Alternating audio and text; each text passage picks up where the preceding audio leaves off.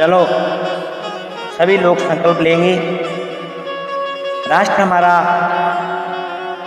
देश सत्यनिष्ठ बने, हिंदू राष्ट्र बने, भ्रष्टाचार से मुक्त बने और सभी में जो आपस में जो व्याप्त कला हो वह दूर हो, आपस में प्रेम सौहार्द बढ़े। इस पावन श्रीमद् भागवत कथा में हम संकल्प लेंगे, प्रार्थना करेंगे तो निश्चित ही हमारी मोक्षदानी गो भागवत का संकल्प पूर्ण होगा और महाराज दशरथ के राज्यकाल जैसा राज्य नहीं बल्कि राम जी के राज्यकाल जैसा वातावरण हमारे भारत देश में बनेगा। उसमें भी इसी प्रकार से भारतवासी नहीं प्रिय श्रोताओं, विश्व के लोग भी बड़े दुखी थे। उन पर अन्याय, अत्याचार, अनाचार, पापाचार, दुराचार चल रहा था। उस समय सभी देवता, ऋषि, मनीषी, सात्विक शक्तियाँ, कमलात्मा, विमलात्मा सभी लोग गौ माता को पास जाते हैं। वो भगवान से प्रार्थना किए थे, अपने हृदय की वेदना प्रभु से निवेदन किए थे। कितना राक्षसों ने उत्पात मचाया था। सभी जीवों ने भगवान से कहा, भगवान उनका इतना बड़ा अत्याचार है। उस समय रावण कहता सूर्य से, वायु से, समुद्र से कि आप इतना डिग्री ताप करना, इतना ही वायु प्रवाहित करना, इतनी तरंगे ऊंची लेना। सभी हाथ जोड़कर कहते हैं कि सरकार जो आपकी आज्ञा, इतना बड़ा उत्पात मचाया था, सर्वाधिकार प्राप्त कर लिया था। तब सभी देवों ने गौ माता के साथ लेकर के भगवान से प्रार्थना की, भैया और कुछ मत करो लेकिन प्रार्थना जरूर करनी चाहिए। और प्रार्थना सभी धर्मों में है, संसार का ऐसा कोई भी धर्म नहीं। वैसे तो संसार में सर्वप्रथम सनातन धर्म है, उसके बाद तो पंथ है जहाँ प्रार्थना ईश्वर की स्तुति नहीं की जाए। वह प्रार्थना का स्तुति का तात्पर्य यह है कि अपने को अपकृष्ट बताना, स्वामी को उत्कृष्ट बताना, अपने को छोटा बताना, भगवान को बड़ा बताना, अपने को दुर्गुण युक्त, भगवान को सर्वगुण संपन्न बताना। यही तो प्रार्थना का तात्पर्य है। हम भगवान को प्रणाम करते हैं, कैसे करते हैं? मैं धर्म नहीं जानता, सत्कर्म नहीं जानता, आत्मा का ज्ञान नहीं, भक्ति भी नहीं, मंत्र भी नहीं आता, मर्यादा का ज्ञान भी नहीं, चंचल मति, चंचल बुद्धि है, काम क्रोध लोभ के प्रवश रहने वाले हैं।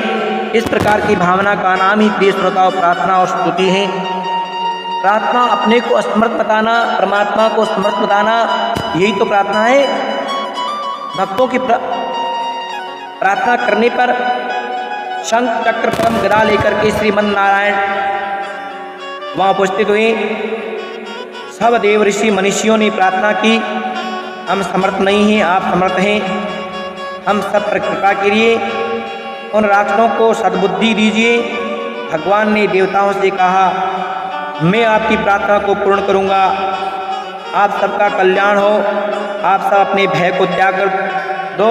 सारी पृथ्वी का भार उतारने के लिए, दुष्टों के विनाश के लिए देव ऋषि, गौ माता व सात्विक जनों को कष्ट देने वाले हैं। उस राक्षसों का सपुत्र पौत्र विनाश करते हुए मैं धरा को मुक्त करूँगा और 11,000 वर्ष तक इस पृथ्वी पर राज करूँगा। देव ऋषियों को ज्ञान का वरदान देते हैं। तब सभी देव ऋषि मनीषी यत्र तत्र वानर भालू के रूप में जन्म लिए और उनके बाद समय बीतता गया। प्रिय श्रोताओं, श्री अवध के राजस्थान में आसपास क्षेत्र के ही नहीं देवता भी मानव रूप करके प्रतीक्षा करने लग जाते हैं। समय बीतते बीतते 9वां महीना आया, प्रतीक्षा बढ़ गई, लोग रात को भी नहीं सो रहे हैं। कब राज सदन में किलकारियों की गूंज पड़े, एक राजकुंवर का जन्म तो हो तो कितना आनंद होता है।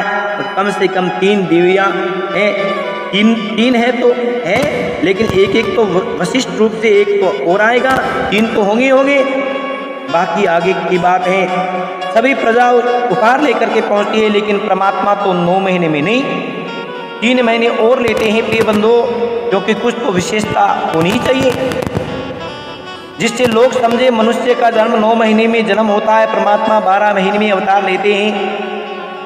परमात्मा का प्रत्येक अवतार 12वें महीने में होता है, क्योंकि भगवान कहते हैं मेरा जन्म कर्म दोनों श्रेष्ठ हैं। जो मेरे जन्म कर्म का रहस्य को जान लेता है वह इस संसार से मुक्त हो जाता है। 9वां 10वां 11वां 12वां महीना अब लगा, जब 12वें महीने में भी चैत्र मास लग गया। श्रीमान मासानाम मास, श्रीमान शब्द चैत्र मास को ही लगता है। प्रिय श्रोताओ, श्री राम को चरित्र से सभी को शिक्षा देनी थी, इसलिए चैत्र मास का चयन करते हैं। ऐसे मानव की शिक्षा मानव को देना है, इसलिए शुक्ल पक्ष का चयन करते हैं। शुक्ल पक्ष 9वीं तिथि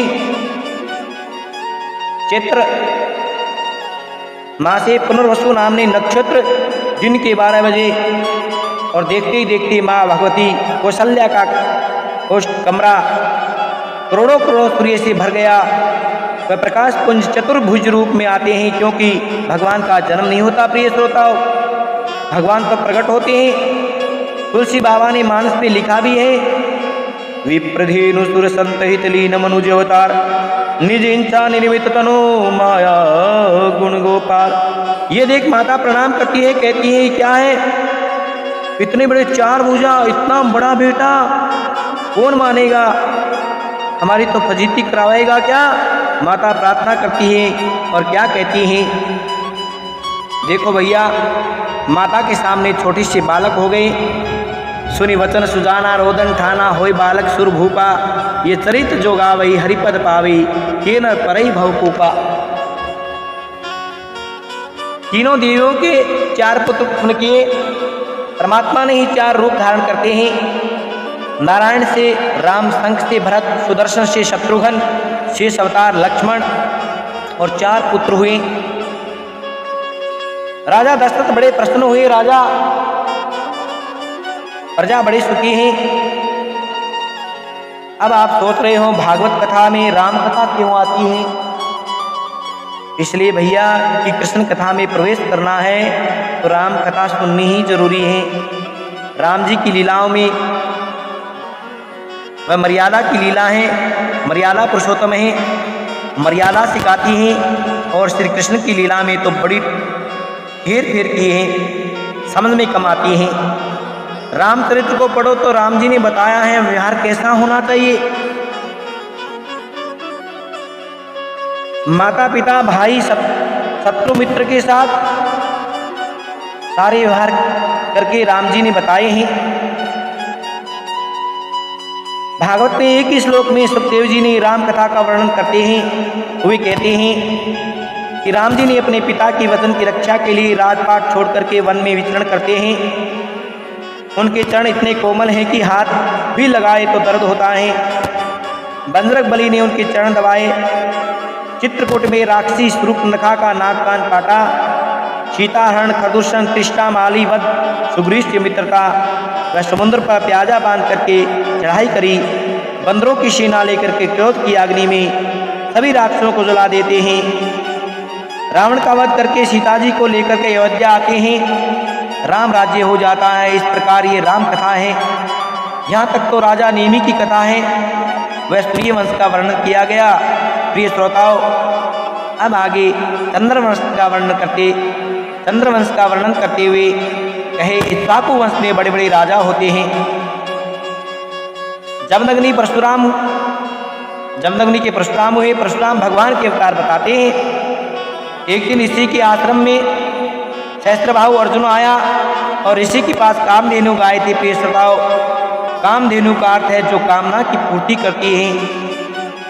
सहस्त्रबाहु अर्जुन अपनी सेना के साथ आता है और ऋषि उन्हें भोजन करा दिए तो उसने देखा ये गाय तो बड़ी उत्तम है,